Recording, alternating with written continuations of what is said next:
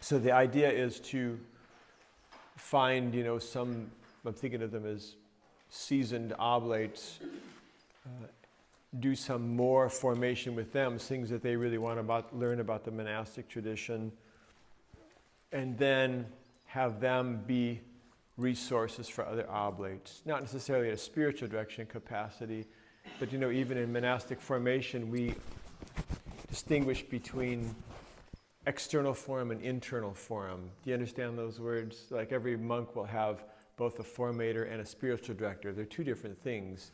The external form is mainly about, the outer form of the life, following the disciplines, following the rule, etc., and things that you can really present in public to the chapter, for instance. The spiritual director then deals with more the inner work and the confessional things. So we're trying to raise up this team of peer mentors for our oblates who can be like the external. Some of them are also probably very adequate spiritual directors as well, and obviously there's some crossover from those things. And one of the things that's come up over and over again is how hungry some of our oblates are for some of the meaty stuff about the monastic tradition. That's the specific gift that the monastic charism has to offer spirituality. One of the images I use quite often is, I get this from Ronald Rolheiser and changes words just a little bit. He talks about the soul as being both a fire and a container.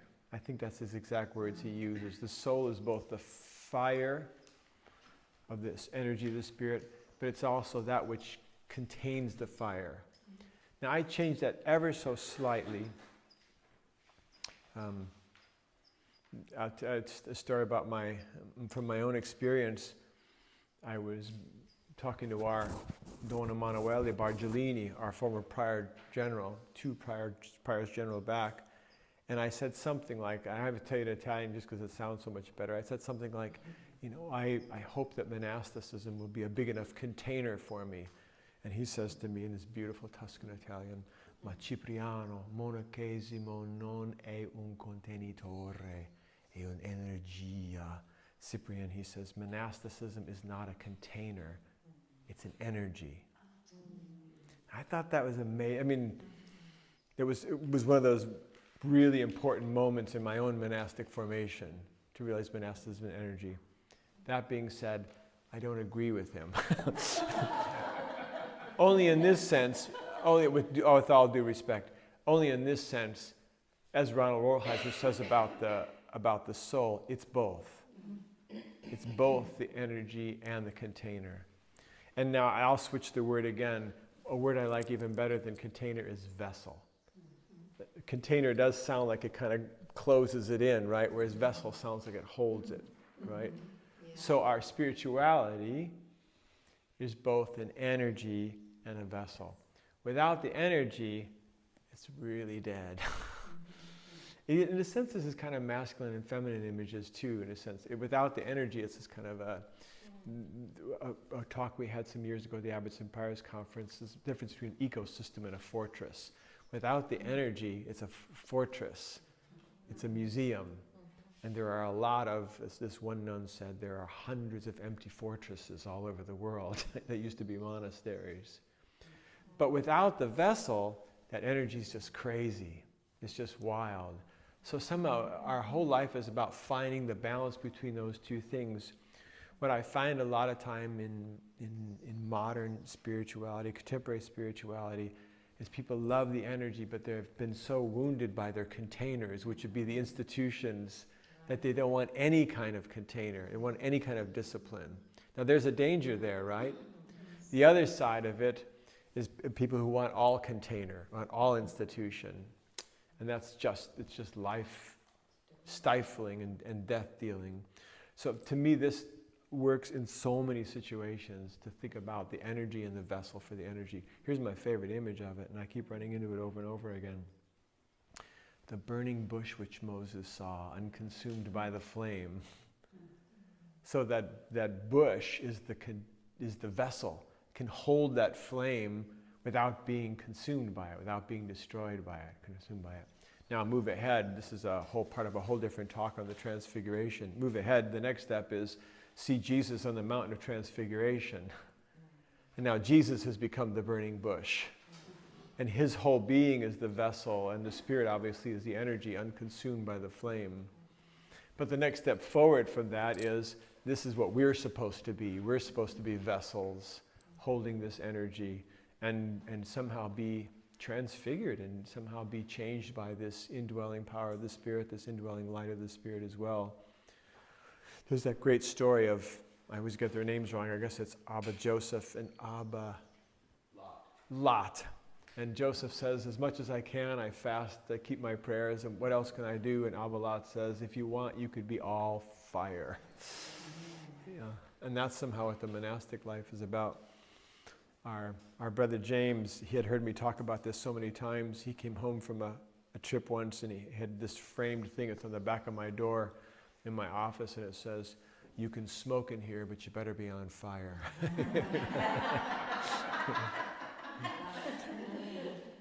And the last step of that, and I think I get this from Maximus the Confessor, but it gets mentioned by several other patristic authors, is we realize that all creation is a vessel for this.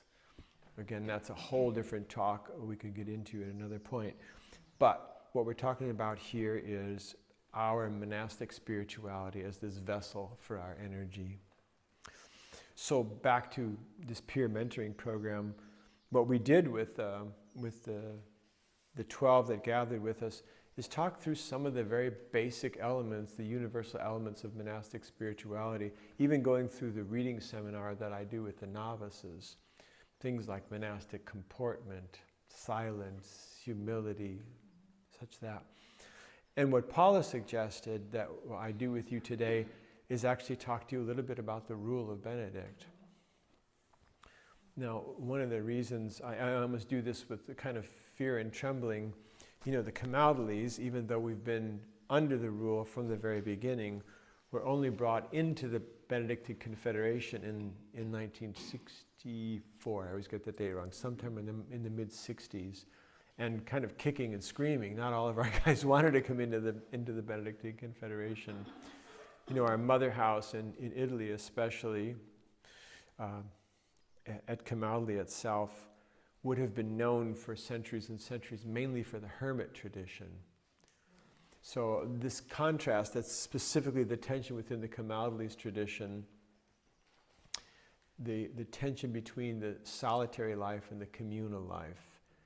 And I'm going to use this word cenobitic. You know that word. That goes with the communal life, which is related to the word koinonia, which is that apostolic word for community. And then there's the eremitic life, which would tend to be a little more, I want to say at least idiosyncratic. There's a word that's it's a favorite of Father Michael Fish's, but it's actually kind of one of those not good words in our tradition, which is idiorhythmic, where a monk or a nun would find his or her own rhythm. Now that's a slippery slope to the idiorhythmic stuff, because it could be just doing your own will. So in the Camaldolese tradition, we're holding this tension of these two things together. We have both cenobia, communities, and hermitages, but our constitution states very clearly that the best of both lives is lived in both of those places. So that energy of the solitary life should be there even in the monastery, and the energy, the best of the communal life of the monastery is even in the hermitage. And I like to think of us as a both and rather than an either or, and that's the kind of the marvel of our tradition. At the same time, my own personal experiences, we have a tendency perhaps to downplay the Benedictine side of it a little bit and not stress it quite as much. And I think that it's okay and maybe even laudable for us to stress that Benedictine side a little bit more, because I find that sometimes our Camaldolese energy, and I'm going to spread this across the board from monks all the way through to oblates, can tend to be a little diffuse because the vessel may not always be supported as quite as well. Do you follow what I'm saying? And this is very tempting, I think, in our day and age when so many people are so allergic to the vessel, so allergic to the tradition, so allergic to institution, so allergic to, religious at all. It's the whole spiritual but not religious line, which is getting a little tired to me, I have to admit, at some point. As soon as you get a practice and a couple of beliefs, you have a religion. So you could say, I don't have any religion, and that may be your religion, that's kind of an institution in and of itself. So let's try to find the both and gently hold those two together. So what I've got for you here is actually some of the notes that I've used with the brothers when we were doing a review of the rule ourselves in the past couple of years. I'm not going to assume you know any of these things, but if there's something else I need to clarify, I can help with that. And Father Stephen is actually brilliant at this history stuff. That's not my specialty. I'm actually one of those people who's actually better at the energy than the container too. So it's a lot of work for me to get back to the details, as the brothers know quite well with me in administration out at the monastery. So with that said, so we're talking about the rule of St. Benedict. Little copy of the rule here with me. Of course, St. Benedict, end of 5th century, early 6th century, 480, 543. Just to put ourselves in history.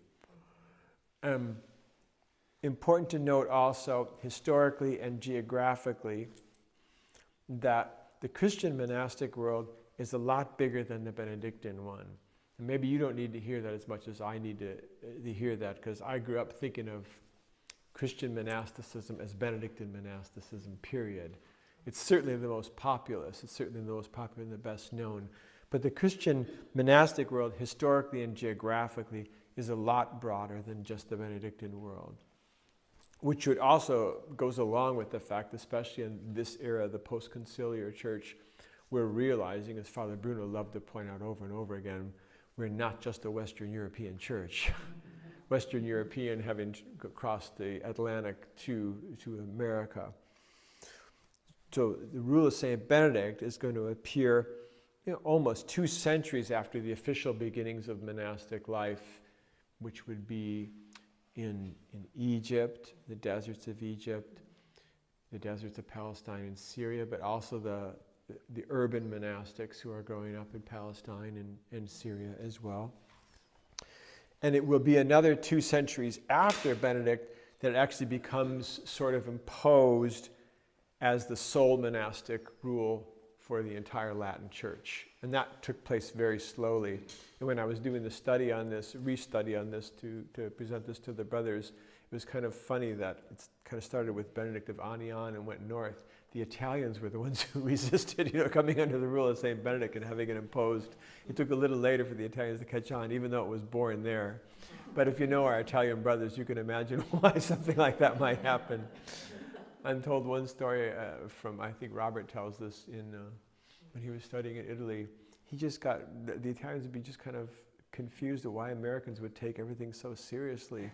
Some official teaching would come out, from Rome, and the Italians would say, that must apply to somebody somewhere, but surely it has nothing to do with us Italians,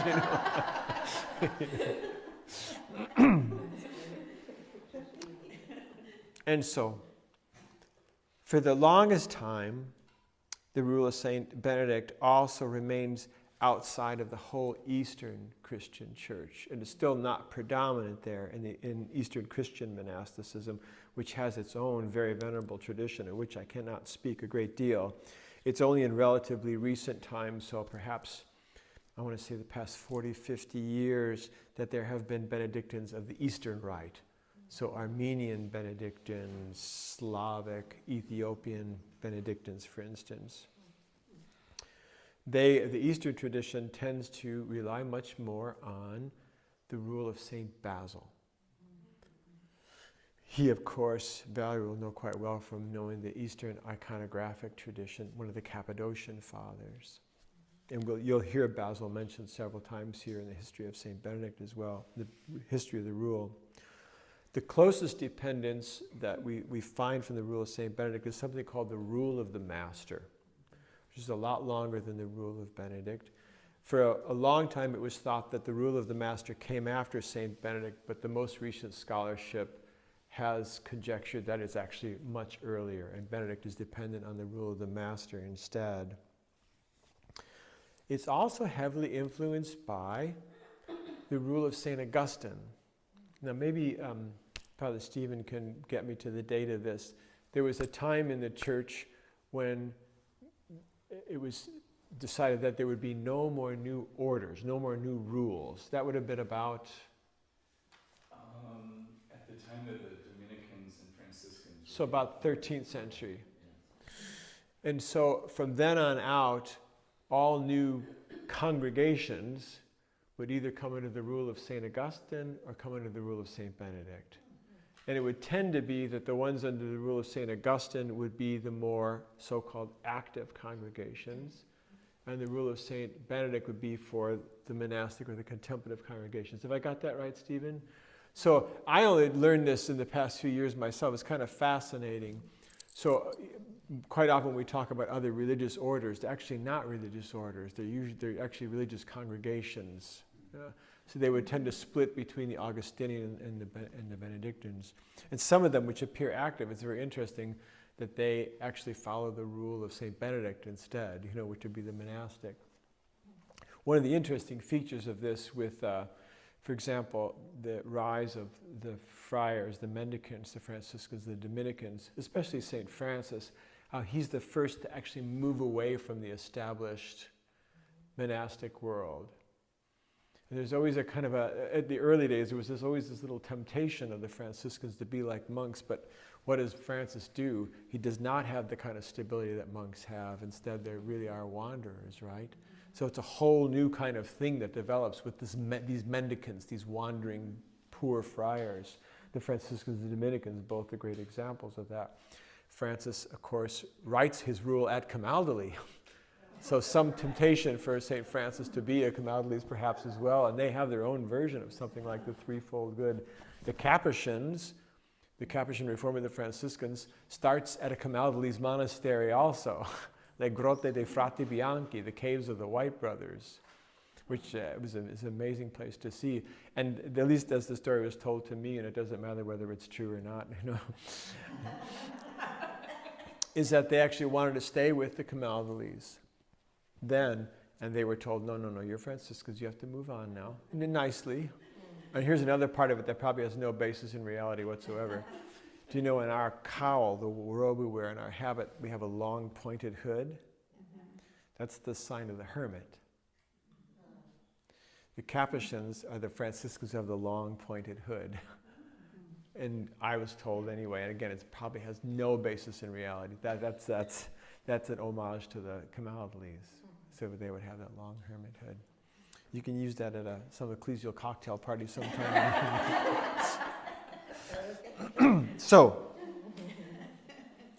But that being said, St. Benedict is influenced by the rule of St. Augustine, who lives a kind of a semi-monastic life, even as he's a bishop. He was surrounded by brothers celebrating a common liturgy together. What I especially note, and I may be reading too much into this, is how many times Benedict mentions the movement of grace and not our own strength, even in the prologue. Not by our own strength, but by the grace of God. Now you may recognize that this is one of the big fights, of course, that St. Augustine is fighting, is a heresy called the Pelagian heresy. It's this very subtle thing. Do we do good works on our own strength, or do we do it by the grace of God? And monks, for example, back to the desert, Evagrius, always getting accused of being Pelagians. Meaning we're, as Father Bruno would say, we're trying to climb the ladder to heaven all by ourselves, instead of realizing this is God's grace and God's initiative. In my mind, it's kind of a false dilemma. I mean, everything is grace and everything is our work as well. But this was quite a heresy going on in the 2nd and 3rd century that St. Augustine is battling very strongly. And it seems as if I had to guess about this, because St. Benedict is very reliant on John Cassian, who is passing on to us the wisdom of Evagrius, who does get accused of being a Pelagian, that Benedict is at pains to let us know that this is being done by grace, not just by our own works. Do you hear the subtlety of that? See, and sometimes we fall into this kind of stuff, again, in kind of modern spirituality. There's one writer I've read quite a bit who's not from the Christian tradition, who lays out the spiritual life. If you just do this, just do that, just do this, just do the other thing, you're going to run smack dab into God, As if it all depends on that. Whereas for the Christian, this is a very important point, even contemplation is not something we just grab. We consider it a gift. It's something that's given to us. So like the end of the yoga, the 8 limbs of yoga, the last one is samadhi, which can be translated a bunch of different ways. I usually prefer this translation, absorption in God. And so even when I teach these classes, which I love to do on a Christian form of yoga, when we get to that one, I say, here's where we have to be very careful. As Pope Benedict wrote in this, his letter to bishops on questions of meditation, back when he was Cardinal Ratzinger, we have to always keep in mind the Christian concept of prayer with its logic and requirements. And one of those logics and requirements is to realize that this is not something we grab. This is a gift. Whatever that last thing is, samadhi, contemplation, divinization, it's not something we grab. It's something that's given to us. And when people nowadays talk about having the mind, they call it Christ consciousness. It's beautiful. I'm not sure it really gets appropriated in the proper way. And I say, absolutely, we can have Christ consciousness. and St. Paul says we can in the beautiful Philippians canticle. You must have the mind of Christ too, who did not deem equality with God something to be grasped at. That's Christ consciousness, who did not deem equality with God something to be grasped at. Rather, he emptied himself. Now, if there's anything that's a kind of a signature phrase of monasticism, and even specifically Camaldolese monasticism, the word empty is always in it. How does St. Romuald end the rule, his brief rule? Empty yourself completely and sit waiting, content with the grace of God. And you'll see how often in St. Benedict, humility and obedience come in. Thank you so much. Which is, again, emptying ourselves what? Emptying ourselves of our own will. So Jesus comes not to do his own will, but to the will of one who sent him. That's Christ consciousness. So, I'd say the rule of St. Benedict, heavily influenced by Augustine in his rule as well. Especially, I note these several mentions of the working of God, the working of grace. And certainly the rule of Benedict shows a knowledge of the Eastern desert tradition. Evagrius is not going to get mentioned, but Evagrius won't get mentioned for centuries after that either. Most of what we get from Evagrius of Pontus, whose name you may or may not know, we get through John Cassian, who's the great chronicler of the desert tradition, and brings all that back and starts monastic foundations in what would be modern-day France, ancient Gaul, and leaves behind the conferences and the institutes. And also the other big tradition in the desert, of course, is the Pachomian tradition, Pachomius, which is more communal, whereas Evagrius and Cassian Evagrius would represent much more the solitary tradition. He also, St. Benedict also uses Basil. St. Basil mentions him by name in chapter 73, and several other rules with which we assume he can be acquainted himself. So, in the Christian world, where Benedict is, in early 6th century Italy, there was a vast, wild, varied monastic experience going on. It's not the neat, clean thing that we have today. But from what went before him, he was able to draw at least from some of the great, I want to say the Latin authors, those who have been translated into Latin. We're not sure, we don't know that Benedict would have spoken or read Greek at all. So he draws from Jerome, he draws from Augustine, draws from Cassian, even though some people will say he only read them all in mediocre translations from the Greek. But of course we're talking the late 5th, early 6th century. We do not have, Google Translate at the time, or the vast amount of scholarship that we have now. Imagine what few materials people are working with. It's as brilliant people come up with whatever they did come up with, right? And how is he getting all these things? Most of what we get from the East, for example, from Eastern Christianity, in Rule of St. Benedict, we'll get from John Cassian. But what's unique about the Rule of Benedict is actually, are you following with me so far? Have I lost you anywhere? What is unique about the Rule of Benedict is the way that Benedict uses his sources. I'm going to bring in an example again from Asian spirituality, because I spent so many years studying that. Again, back to the yoga tradition, which I love so much. Classical yoga is based on something called the Yoga Sutras, which was written by, at least legendarily, by a man named Patanjali. And the sutra, I'm not sure if actually the Sanskrit word is the root of our modern word suture. It may be. The sutra is something like sewn together. So the Yoga Sutras are 4 books of short aphorisms. Short lines that like a teacher could just use one and then expound on it. And it seems that what Patanjali did in the second century of the Common Era is that he brought all these various different teachings about yoga together and codified them into one school of yoga called Ashtanga Yoga, 8-limbed yoga. It's a really brilliant thing. The reason I bring that up is that imagine Benedict doing something like that. So there's all these, wild yogis all over India, hanging from the roofs of their caves, or having these great magic powers as summer meditators. He's bringing them all and codifying the whole thing. So Benedict is kind of doing the same thing.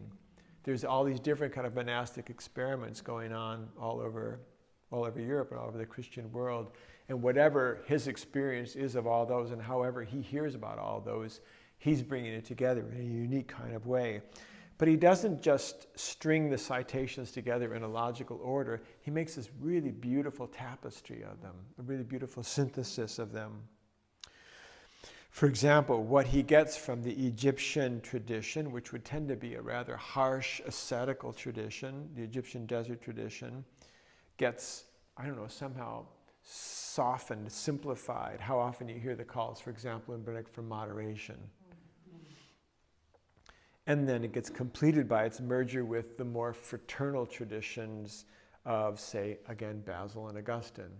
You might think of the desert monks as the athletes of the desert, out there doing solitary combat with the demons, and eating very sparsely and owning nothing. And Basil and Augustine would have much more accent on the fraternal, on the communal relations as well. So Benedict tends to bring those things together, combining the Eastern desert of Pachomius and Cassian with the rule of the Master, Augustine and Basil. This is a quote I got from somebody else. It's like various rivulets flowing from Gaul, so there's John Cassian, Africa, there would be Augustine, Egypt, Cappadocia, there is Basil, and Italy, all coming together. It's quite beautiful. And again, this is before the era of smartphones. This is kind of an amazing feat, right? To bring this wisdom together from an area which would be pretty vast. I was just reading a historical novel that I got actually from Father Ray, talking about just what the trip would have been like to sail from Italy to Jerusalem. You take your life in your hands. This is not, a 2-hour flight. This is a long, treacherous journey. So imagine this wisdom somehow coming together from all these different places in the late 5th, early 6th century. So these rivulets from Gaul, Africa, Egypt, Cappadocia, and Italy merge to form a powerful stream. So we can see the Benedictine tradition, what Benedict inherits as this mighty stream made up of all these little streams. But our Don Benedetto Colati, who I'm sure you've heard quoted several times by any of our guys, he was the prior general back, just a wonderful, charismatic man and author. He said you could actually see it the other way too, and that's kind of what we're doing right now, is you could see Benedict as an entryway back up into the greater, so like to swim upstream and to find all these sources. as well as the fathers of the patristic era, as well as the apostles, the apostolic. You know, the word that I've used so much with the brothers, do you know this French word, ressourcement? Most of the great reforms in the church, in modern times we use the French word ressourcement. The Latin would be ad fontes, back to the sources, to the sources. So many of the great reforms in the church start out with a kind of a ressourcement, which means trying to get back to the sources. So, you know, back in the era, for example, of Erasmus, or humanism in the 13th, 14th century in Florence. But certainly this is what was going on in the early 20th century leading up to the Second Vatican Council, was a ressourcement. What was actually going on at Camaldolese and Fonte Avellana, as well as our Don Benedetto Colati and Anselmo Giovanni at Fonte Avellana and at Camaldolese, are trying to find the sources of our sources. And somehow that's been the recovery of not just the Benedictine vessel of the Camaldolese tradition, but also what were the sources of Benedict that led into St. Romuald's reform in the late in the late 10th, early 11th, late 11th, early 10th century as well. So you can do the same thing with Benedict. You can swim upstream in a kind of a ressourcement. This is a quote from the beautiful essays that are written in the 1980 translation of the Rule of Benedict, this one here. The disparate branches of the monastic tradition are brought together and harmonized, corrected and completed, so that the richness of the whole deposit may be preserved without loss. Diverse elements are not merely juxtaposed, but fully assimilated so that they find their rightful place in a larger unity. In other words, you almost can't see the threads in the tapestry. You have to look really, really close to see the different colors going in. This, and I think this is a very important line, this could only have been accomplished by someone with clear vision and a real liberal attitude of mind. Liberal in that sense meaning really broad-minded, who had for a long time pondered the Word of God in its numerous expressions through the various strands of monastic tradition, and who had come to perceive their harmony on a deeper level, and who had arrived at an experiential knowledge of the unity of the monastic tradition through his having lived it. In other words, he had to really experience it in his own self, in his own body, in his own life, to get how these things come together. Anything that's not based on that is really merely conjecture and kind of abstract anyway, isn't it? Is this perhaps an aspect of what is signified? There's this great story that Gregory the Great tells in his dialogues, which is the biography of Benedict that we know, of Benedict seeing the whole of creation in a single ray of light. And that, this author is saying that could also be compared to Benedict's use of these various strands of the monastic tradition coming into his rule, seeing all these things in a single ray of light. So here's my quest in all of this, and we'll see how much we get to. In some way, this is also something that I've learned from my work in interreligious dialogue, and also we have these gatherings that we're going to have the one actually at New Camaldolese this year called Monks in the West, where Buddhist and Christian monks come and live together for a week and compare traditions. We don't sit and talk about theology so much. It's more like, hey, where'd you get those cool beads? No, but actually we really do share practice at that point. And what I'm looking for there, I'm also looking for in this, for our monks as Camaldolese monks, but also then for our oblates. What are the essentials that these various traditions have in common? So in interreligious dialogue, this is somewhat of a controversial philosophy, but it's called the perennial philosophy. What's that common core? What are those things we really do share in common? And when I talk to monks from other traditions, there is absolutely no doubt in my mind that there's a common core. There's something kind of anthropological, archetypal about this monastic calling. There are things, even very practical things we do, and even like motives behind why we do them that we really have in common. It's just amazing to learn from each other in that way. I always tell people, the first time I went to Tassajara, which was the Zen Mountain Center, I didn't want to stay there and become a Buddhist. I couldn't wait to get back to New Camaldolese and really dig into my life. It made me want to have as much integrity about my practice and my life as I saw, at least I assumed that they had themselves. So the same thing here, what we're looking for in the Benedictine tradition, what are the essentials of this? I like to call them the universal evangelical principles in the Rule of St. Benedict and in the Benedictine tradition. One of the limitations that Benedict imposes on himself, interestingly enough, was actually what kind of monk he decided to write for, which also goes along with what kind of monk he decided to legislate for, but also what kind of monk he himself would be, because he had to see various types of monasticism being lived out at his own experience, for example, at the Sacro Specco, the cave in Subiaco, himself living as a hermit for a while. So that's interesting limitation. He decides to be a certain kind of monk, and he also decides to legislate only for a certain type of monk. We can presume that he was aware of all kinds of different forms of monastic life that preceded him, certainly from the West and maybe also from the East as well, since he's drawing from all this literature.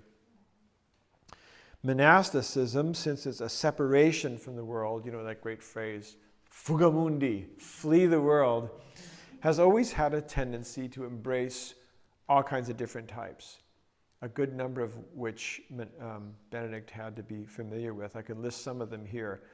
The word anchorite, that's one of those words for hermit, like Julian of Norwich is considered an anchorite.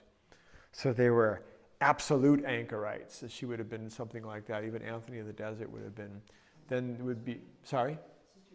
Sister Nazarena, for example.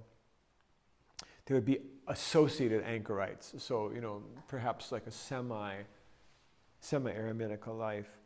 There would have been the Laura model. I don't know if you know that word. Sometimes spelled with a V instead, Lavra, which come from the Eastern monastic tradition. New Camaldolese is a good example of a version of a Laura, which would be a chapel, a common building in the center with hermit cells around the outside of it. So again, a mixture of the communal and the cenobitic life. It's a kind of a brilliant model, I think. There were also military-style cenobia. There were monasteries that were farms. There were communities that served basilicas, maybe what would grow in what we know of today as the canons, and Augustine himself being a bishop and having a community of brothers around him. There would have been monastic missionaries, not to mention those who get honorable mention in Benedict, the Cerebites and the Gyrovags, And the Cerebites are the most detestable ones, who are still loyal to the world by their actions. They clearly lie to God by their tonsure. And the last one, of course, is called the Gyrovags, who spend their entire lives drifting from region to region, staying as guests for 3 or 4 days in different monasteries. Always on the move, they never settle down and are slaves to their own wills and gross appetites. In every way, they are worse than the Cerebites. Or they could be Franciscans. But no, it's actually a very good point. It's a very good point. There's something very specific about this also, and I read the books by Tomasz Szpidlik, who's a cardinal of the church and a great author on Eastern Christian spirituality, and he speaks of the Gyrovagi, the Greek word, the Gyrovag, as a revered type of monk in the Eastern Christian tradition. And certainly then we have the mendicants. Of course, they don't get sent out one by one. They're sent out in 2s and 3s, the mendicants as well. And this is very interesting, somebody like, for example, like Father Michael Fish or myself who spent 10 years traveling. And every now and then people would kind of tease about that, say, oh, you're a Gyrovag. And I was very clear on that and say, I am doing this with the permission of my prior general and as a monk of New Camaldolese. Because if I'm a Gyrovag, I should turn in my badge right now. So there's something very specific that Benedict is writing about. Father Michael, for instance, is traveling, but he is a monk in solemn vows of New Camaldolese with the prior's permission to be doing what he's doing it in the name of New Camaldolese. Do you see the difference? Yes. And in just a slight little thing, and my prior general, as I began my 10 years, he said, be careful, don't be a gyrovag. And for that reason, I never visited a monastery unless I was invited. Because what he's talking about, if I'm not mistaken, he's talking about monks who would go to one monastic community and then another monastic community, and then just keep trying different places until you find, when the heat gets turned up a little bit, move on to the next place. Does that sound right, Stephen? That's the gyrovag we're talking about. It's not just the wanderer. In the Eastern Christian tradition, the solitary wanderer could be seen as one example of the eremitic life. I would say there's no more solitude I ever experienced than international travel. For example, you're really left, and being 6-9 weeks on the road, and everything you own is in a backpack. So that can be a real ascetical life. So, anyway, do you hear the difference? The gyrovag that St. Benedict is talking about, as I understand it, is a different thing from a mendicant or a wanderer. It's really someone who just won't settle down and won't do that thing that I think is so central to Benedict, which is obedience. Obedience, yeah. Humility and obedience. We'll get to a little bit more of that as we go on. Okay, you with me so far? Yes. So, there's of course the other eccentric type is, was it you, Val, who said you just saw Simeon of Stylites' place? Yeah. I visited with the ruins of his stylite. Everybody who talks about, everybody who studies the history of Christian monasticism loves Simeon the Stylite. I actually have an ancient carving of that in my. He lived up on a tower, No, the way they pictured it is like a little pillar, like a little flagpole or something, but it's actually 60 feet high. There's the stylite, the younger and the older. Oh, I see. And one was 40 feet in the air, the other was 60 feet. But they actually had the remnants of the stone steps. Wow. That were about 10 feet high, and then they put a ladder on the top. So they would go up for confession and spiritual direction. People would climb up and talk to them and bring them food. Yeah. Whatever. So it's a bit of an eccentric type of monastic life, And then there was also, our Father Peter Damien was actually pretty brilliant on this. There were the grazers, the people who just kind of wandered in the forest and ate and, all kinds of things like that. So anyway, Benedict did not write a complete treatise on monasticism. He's writing for one very specific type of monk, or at least he could have written even, something on the fundamental forms of monasticism. His own experience, remember, as a hermit first, his own contemplative experience gave him ample possibility to write all of these different things. Instead, he writes only for cenobites. Cenobites, which is the cenobitic, cenobia, writes for the monks living in community, though obviously he mentions other kinds of monks. He mentions the gyrovags and the cerebites, but he also does mention the hermits, and I'm going to bring that now up a little bit specifically because of the Camaldolese tradition. He starts out, this is chapter 1 on the kinds of monks. First, there are the cenobites, that is to say, those who belong to a monastery where they serve under a rule and under an abbot. Those are the marks of a cenobite. Remember that. Serve under a rule and under an abbot. Second, there are the anchorites or hermits who have come through the test of living in a monastery for a long time. Do you hear that important caveat? Who have come through the test of living in the monastery for a long time and have passed beyond the first fervor of monastic life. Thanks to the help and guidance of many, they are now trained to fight against the devil. They have built up their strength and go from the battle line in the ranks of their brothers to the single combat of the desert. There we have the desert. Self-reliant now, without the support of another, they are ready, with God's help, to grapple single-handedly with the vices of the body and the mind. Setting the bar pretty high and assuming a whole lot of spiritual maturity on the part of the hermit, right? The positive mention that he mentions of the hermits is that, again, they are self-reliant. They've had the test of time. They've been tried, in a sense, and trained in communal life. Some would even say that the Rule of St. Benedict is like a novitiate for the hermit life, a very, very long novitiate. But he doesn't say that the transition to the hermit life is indispensable. He doesn't say that that's an obvious or the required thing to do. Instead, he makes it obvious that an authentic Cenobite can also reach perfection. And one of the things, I think many of us moderns are a little adverse to is the kind of hierarchy, like who's better than who, And there might be a slight little tendency of that in the Camaldolese tradition, that, the hermit's a little better than the Cenobites, And so when this congregation of the St. Michael Murano, Camaldolese congregation, who were all Cenobites, got brought into the congregation of the Tuscan hermits in 1934, they made these monks go through a novitiate again. As if, the wounds are still bleeding over that one. So this is kind of one of those uniquely Camaldolese problems.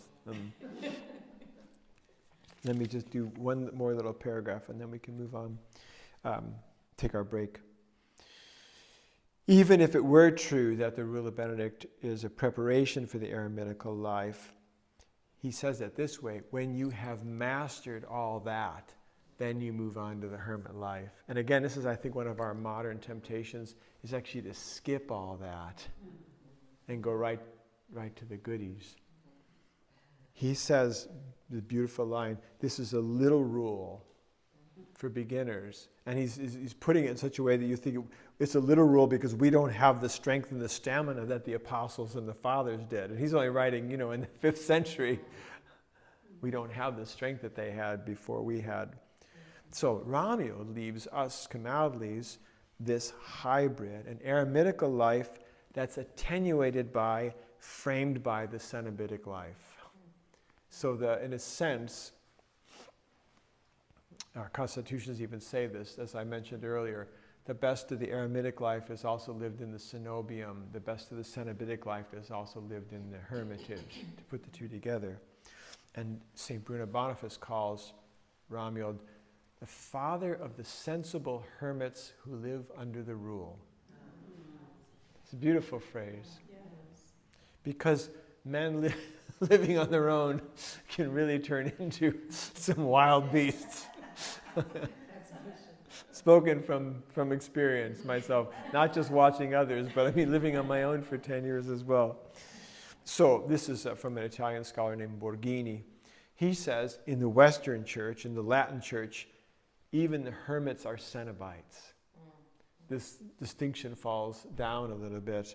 St. Benedict, because St. Benedict gives as the essence of cenobitism, life under a rule and an abbot in one place, with one administration with the solemn celebration of the divine office in common. So if that's the definition of what a Cenobite is, even our hermits are Cenobites in that sense.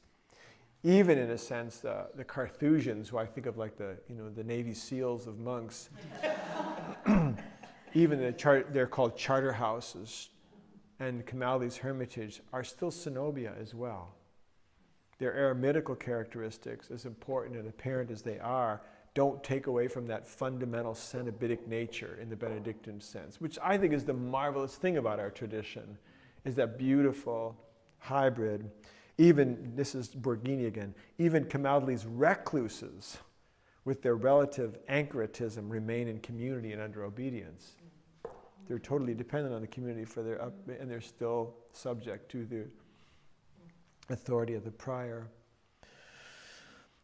And I'll end this little section on a positive note. And in some way, this is kind of my bumper sticker phrase.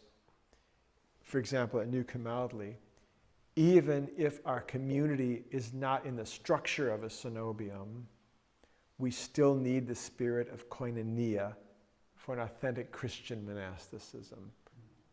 Even if our community is not in the structure of a cenobium. We still need that spirit of koinonia for an authentic Christian monasticism. And I will let you decide how this applies to your own selves as oblates. And I find that quite often many of our oblates are drawn to the Camaldolese because of the solitary aspect, because of the hermit tradition, because many of our oblates are living on their own as well. And I'll bring that other element in to make it authentically Christian and also to make it authentically Camaldolese. That koinonia aspect is actually vitally important as well. And for it truly to be Benedictine monastic, and I think Romuald leaves us firmly in that tradition, there's some element of humility and obedience has got to be in there as well. You know. That's my first hour there. Any questions, comments? Are you finding this helpful, useful? Anyone else? Questions, comments? How do you find this applying? I have a question. When you bring in new monks and they go through the novitiate, is there more of a cenobitic, if that's the ideal. Then they move. So But, they learn that first? For better or for worse, at New Camaldolese we only have the hermitage in a sense where everybody's living in the hermitage right away. But the younger guys will do more of the heavy lifting in terms of the manual labor. They'll have classes with some regularity. They'll be required to go on recreation days. They don't necessarily always know this, but I'm always thinking, I want to keep these guys busy.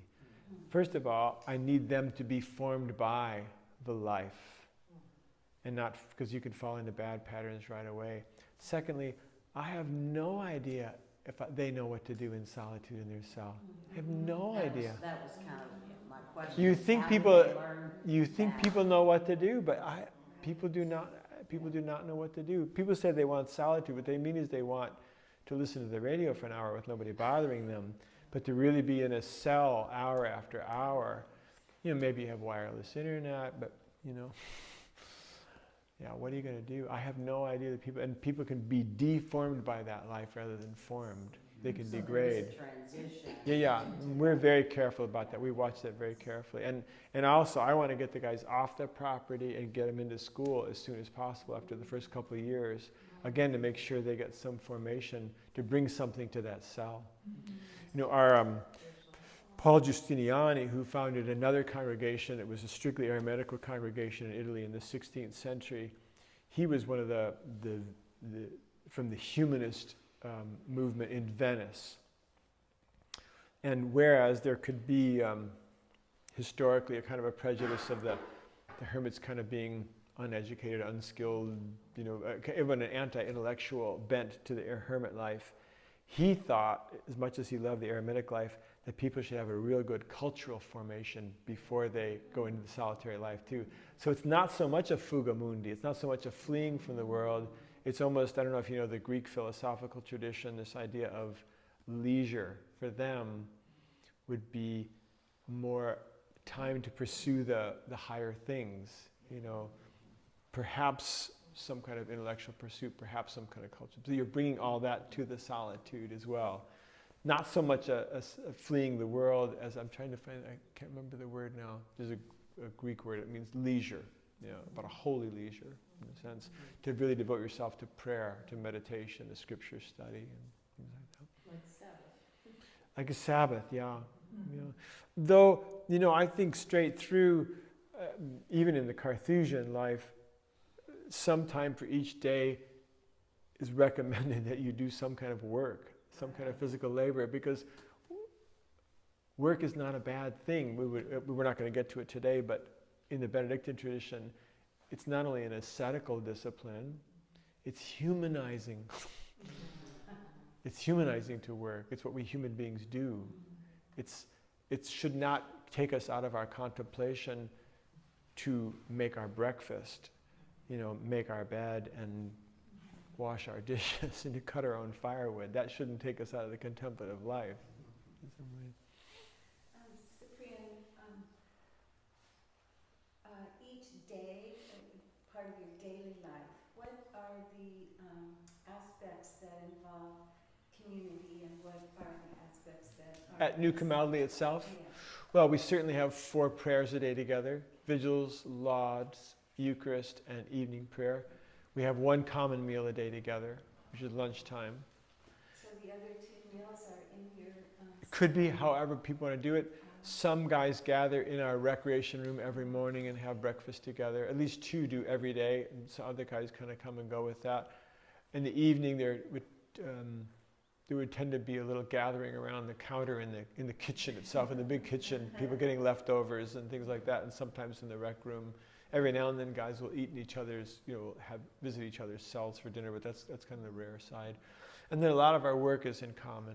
My office is right in the middle of the cloister, so I have a kind of a steady stream of people coming in and out all the time. A lot of our work is also in common.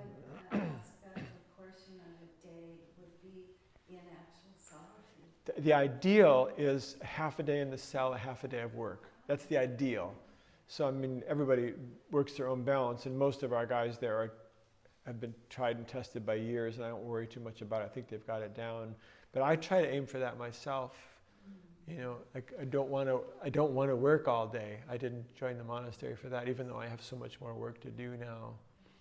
I'll at least get, after lunch, I'll at least get a full hour to myself, and then usually some exercise, so a good 2 hours to myself there.